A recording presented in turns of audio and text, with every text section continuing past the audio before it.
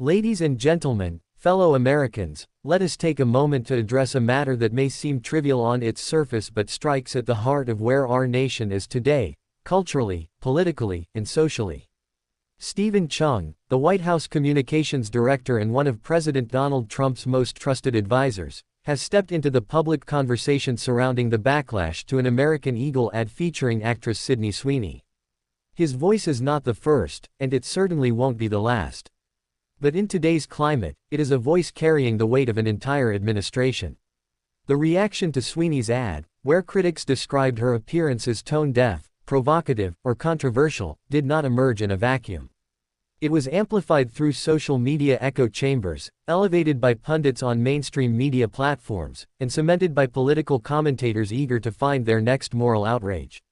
The target: a celebrity endorsing a brand that chose to represent confidence, freedom, and American identity.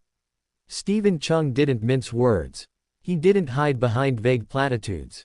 He called it exactly what it is: cancel culture run amok. And for many Americans, his words ring true, a reflection of the growing frustration with how easily society seems to condemn, censor, or cancel individuals for doing little more than expressing themselves. On July 29, in response to an MSNBC op-ed that suggested it was fair to criticize the ad, Cheung turned to X, formerly known as Twitter, and responded with a fiery statement. He didn't waffle. He didn't hesitate. He confronted what he described as warped, moronic and dense liberal thinking, and reminded the nation why, in his view, voters made the choices they did in the 2024 election. The American people, according to Cheung, are tired. Tired of being told what to think. Tired of being policed for how they express themselves. Tired of being forced into ideological corners by elites who think they know better. This wasn't just about a commercial. It was about a bigger movement, a cultural reset happening in real time.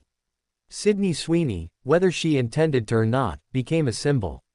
A symbol of individualism. A symbol of pride. A symbol of America's next generation of unapologetic confidence. The attempt to tear her down was not about her, it was about punishing anyone who dares to exist outside the boundaries of progressive orthodoxy. Let's be clear, we've seen this pattern before. We've seen celebrities, athletes, authors, and even ordinary citizens dragged through the mud for expressing patriotism, faith, or conservative values. We've seen networks pile on, social media pile on, universities pile on. But now we are seeing pushback. People are speaking up. Cheung's comments are not isolated. They're part of a broader chorus echoing from living rooms in Wisconsin to small businesses in Ohio, from ranches in Texas to tech startups in Florida. A chorus that says enough is enough. The administration is not backing down. The people behind the scenes, the strategists, the speechwriters, the communications directors, they are stepping out from behind the curtain. They are calling out what they see as cultural tyranny disguised as progress. And it's not just about fighting cancel culture. It's about restoring balance to the national discourse. About creating space for all Americans, left, right, center, to speak, to create, to live without fear of retribution for saying the wrong word or representing the wrong ideal. What Stephen Cheung said wasn't just a defense of Sydney Sweeney. It was a defense of you.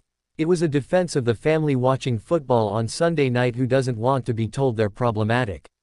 It was a defense of the teenager who loves America and just wants to wear a flag pin without being shamed. It was a defense of the artist, the builder, the truck driver, the soldier, the student, all of whom deserve the freedom to be themselves.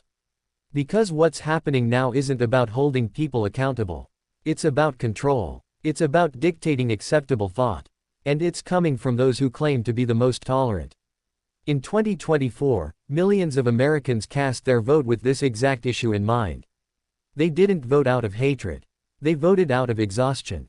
Exhaustion from being lectured. Exhaustion from being judged. Exhaustion from a cultural elite that forgot the value of free expression. Cheung reminded everyone that the White House sees this.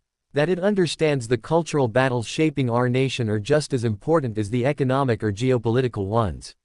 And he made it clear. This administration is choosing courage over cowardice, clarity over confusion, and conviction over compromise. As we move forward, let this moment serve as a reminder.